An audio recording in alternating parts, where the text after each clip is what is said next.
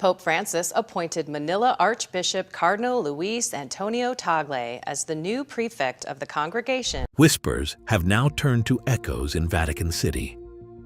Cardinal Luis Antonio Tagle's journey from a humble Filipino priest to a potential papal successor has raised eyebrows about his true influence over the Catholic Church's future. As the first Asian to reach the highest cardinal rank, he masterfully balances traditional Catholic values with progressive views. Is this media-savvy cardinal strategically positioning himself as the next pope? What's the public's reaction to him becoming pope? Join us as we delve into how Cardinal Luis Antonio Tagle admits what we all suspected inside the Vatican's power chambers. Behind the towering walls of Vatican City, Cardinal Luis Antonio Tagle moves through marble corridors where centuries of church history echo with every footstep. But the Filipino cardinal brings something new to these ancient halls, an Asian perspective that's reshaping how the Catholic Church faces modern challenges. Since he arrived in 2019, Tagle has collected Vatican rolls like others collect stamps. Each position adds another layer to his growing influence. Member of multiple Vatican departments, manager of the Church's vast financial resources, and leader of its worldwide missionary efforts. But unlike his predecessors who often stayed behind closed doors, Tagle brings transparency to these powerful positions. Take his role in managing church money. As a member of the administration of the patrimony of the Holy See, he oversees funds that would make investment bankers dizzy. Yet he pushed for clearer financial reporting and stricter oversight. The faithful deserve to know how their donations serve God's work, he declared during a pivotal meeting that changed Vatican banking practices. His presidency of Caritas Internationalis from 2015 to 2022 showed his skill at handling complex global challenges.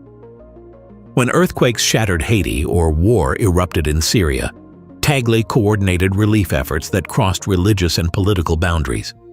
He transformed Caritas from a traditional charity into a modern humanitarian organization, introducing professional management while keeping its spiritual heart.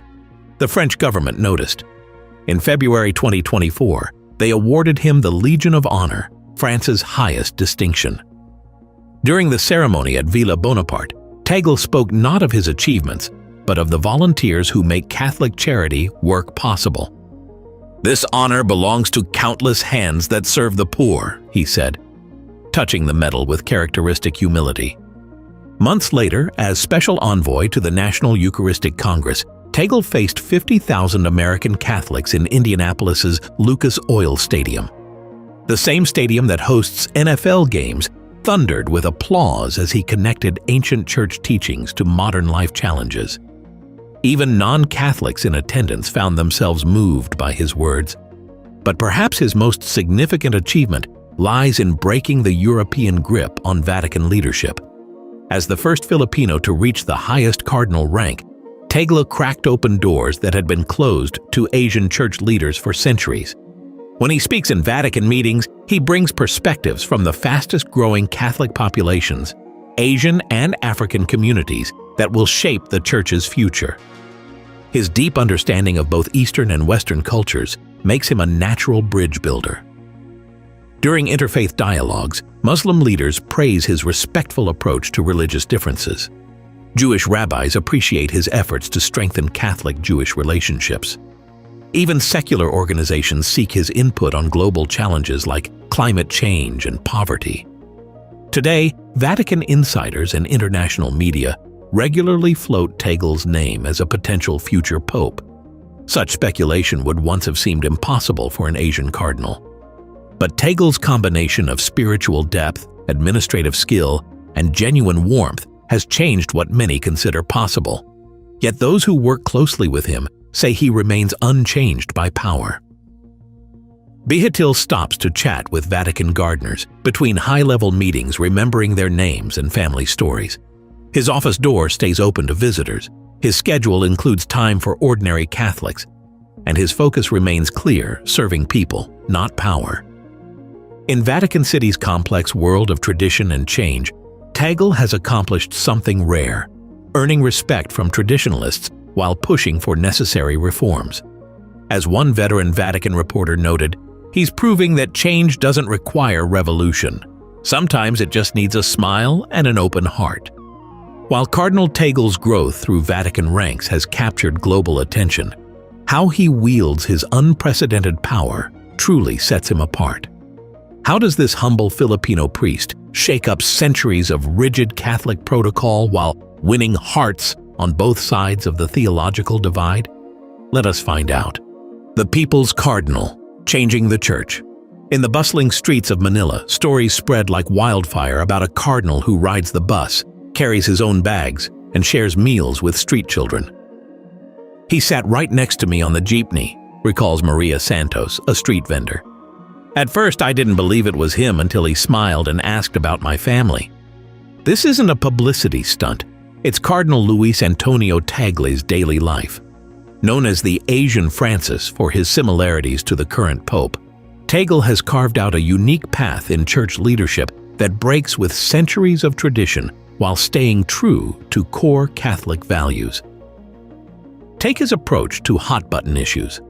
While firmly supporting Catholic teachings against abortion and artificial contraception, Tagle speaks with unusual gentleness about topics that typically spark heated debates.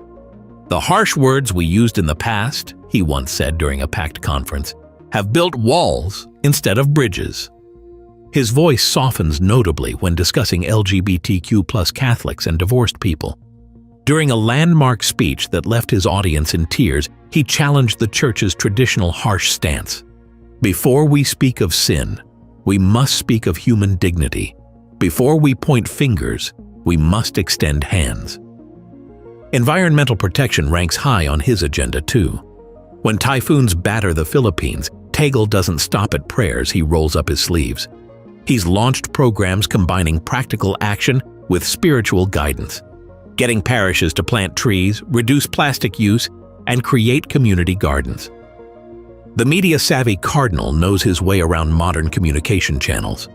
His Facebook Live sessions draw millions of viewers, and his YouTube channel breaks down complex church teachings into bite-sized, relatable messages.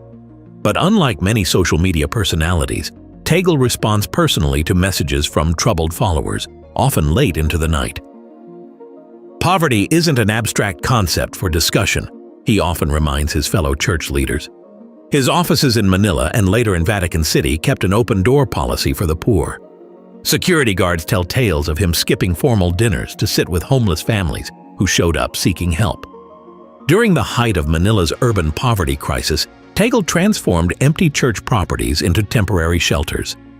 He established soup kitchens that served dignity alongside meals, creating spaces where people could eat at tables with proper plates and cutlery, not in lines with disposable containers. But perhaps his most revolutionary act is his willingness to admit when the church has fallen short. During a controversial debate about church wealth, Tagle shocked traditionalists by publicly supporting greater financial transparency. "We cannot preach poverty while living in luxury," he stated firmly. His leadership style raises eyebrows among some traditional Catholics who prefer the church's old ways. Yet Tagle remains unmoved by criticism. "The church must change with the times," he explains, "not in its truth, but in how we share that truth with the world." Through it all, Tagle maintains his trademark smile and accessible demeanor. Whether he's discussing theology with scholars or sharing a simple meal with janitors, he brings the same attentive presence. As his former secretary notes, in a world of loud voices, Cardinal Tagle shows that true power lies in gentle strength. This blend of traditional values and progressive approach, delivered with genuine humility, has earned him a unique place in modern Catholicism. As one Vatican observer noted, Tagle isn't changing what the Church believes, he's changing how it shows that belief to the world. Parish priest turns Vatican power player. The year was 1982 when Father Luis Antonio Tagle first stepped into the sunlit courtyard of San Agustin Parish in Mendez Núñez, Cavite. Fresh from his ordination, the young priest carried nothing but a worn Bible and a burning determination to serve his community. Little did the parishioners know they were watching the first steps of a man who would shake up the Catholic Church's traditional power structure. His sharp mind and gentle spirit quickly caught attention. Within months, he juggled roles as a parish priest while guiding future priests as spiritual director at the Diocesan Seminary of Imus. By 1983, at just 26 years old, he became the seminary's rector, an unusually swift promotion that raised eyebrows and expectations. The Vatican's radar picked up this rising star in 1997 when Pope John Paul II handpicked him for the International Theological Commission. There, Tagle worked directly under Cardinal Joseph Ratzinger, the future Pope Benedict XVI. During intense theological debates, he earned respect not by shouting the loudest, but by listening the hardest. October 2001 marked a pivotal moment. As Bishop of Imus, Tagle broke with tradition. He owned no car, kept no luxuries, and often invited homeless people to share his simple meals. Local vendors tell stories of finding him early mornings, sweeping the cathedral steps himself, refusing special treatment. But it was his handling of difficult situations that truly set him apart. When devastating floods hit Cavite in 2009, Tagle transformed churches into emergency shelters and organized rescue operations, working alongside volunteers in knee-deep water. His actions spoke louder than any sermon. The call to become Archbishop of Manila in 2011 came as the Philippines Catholic Church faced its greatest challenges. Tagle inherited a diocese grappling with poverty, political tension, and questions about the Church's role in modern society. His response? Opening dialogue with critics, championing the poor, and using social media to reach younger Catholics who were drifting away. Vatican insiders still talk about November 24, 2012, the day Tagle received his cardinal's red hat. At 55, he stood out among the aging cardinals, the second youngest member of this elite group. But age wasn't what made headlines. It was his tears during the ceremony, showing vulnerability rarely seen in church leadership. By 2019, Pope Francis made an unprecedented move, calling Tagle to Vatican City as prefect of the Congregation for Evangelization of Peoples. This position, controlling the Church's missionary work and appointing bishops across Asia and Africa, placed unprecedented power in Asian hands. The crowning moment came in 2020, Tagle's elevation to Cardinal Bishop, the highest rank in the College of Cardinals. He became the first Asian to reach this level, breaking centuries of European dominance. Today, his influence stretches from Manila's streets to the Vatican's corridors, where he helps shape the future of a church serving 1.3 billion Catholics worldwide. This exponential growth hasn't changed his basic approach: listening before speaking, serving before leading, and keeping his door open to anyone in need. As one Vatican official noted, in Tagle, we see something rare: power without pride, authority without distance. Modern spiritual leader. In a calm but powerful moment, he stood in front of the crowd, talking about the Eucharist with such deep feelings that many people were brought to tears. It was not just a speech, it was a very personal sharing that linked something holy to the daily challenges his listeners faced. His talent for turning deep religious ideas into messages that felt close and caring made his words stick with people long after they had heard them. His influence went much further than the walls of any one church. Through The Word Exposed, a television show that reached people all over the world, he brought discussions about theology right into people's homes. He took complex religious ideas and turned them into lessons that were easy to understand and useful in everyday life. His warm and friendly presence on screen made it feel like he was talking directly to each person, giving not just faith lessons but also offering support and encouragement. His message went beyond just spiritual teachings. He became a strong advocate for social justice. Time after time, he spoke out against the unfair treatment of those who were marginalized and oppressed. His speeches were more than just calls to action. They were deep reflections on human dignity and the responsibility society has to protect its most vulnerable people. Every word he used was carefully chosen and delivered with such conviction that it was hard for anyone to remain indifferent. People around the world noticed his efforts. His work did not go unnoticed, as well-known universities everywhere honored him with many honorary degrees. These awards were a sign of appreciation for his tireless commitment to promoting education, interfaith conversations, and the bigger ideas of justice and peace. Each degree was a reminder of how far-reaching his impact was, touching both secular and religious communities alike.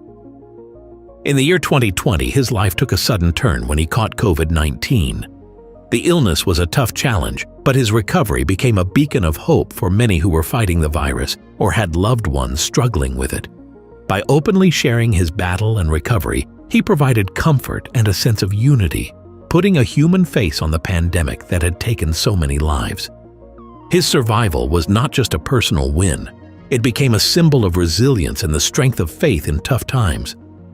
Another key part of his legacy was his commitment to promoting dialogue between different faiths. At a time when religious divisions and misunderstandings were common, he worked hard to build connections between various religious communities.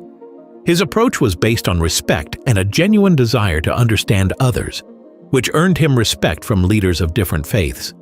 His efforts broke down barriers and encouraged conversations that focused on shared values rather than differences. What really made him stand out was his rare combination of deep knowledge and caring for others. He could discuss complex religious ideas just as easily as he could offer simple, heartfelt advice to someone in need. This unique mix made his teachings approachable to both scholars and everyday people, creating a welcoming atmosphere in his ministry built by a life dedicated to serving others. Looking at Cardinal Tagle today, the man who moves audiences to tears, builds bridges between faiths, and commands respect from world leaders, raises an intriguing question about his beginnings. Has this always been his dream, or did this calling to serve come along the way? From stethoscope dreams to sacred robes. Nobody saw it coming. Least of all young Luis Antonio Tagle himself. The boy who once dreamed of wearing a doctor's white coat would instead don the crimson robes of a cardinal, becoming one of the Catholic Church's most influential leaders.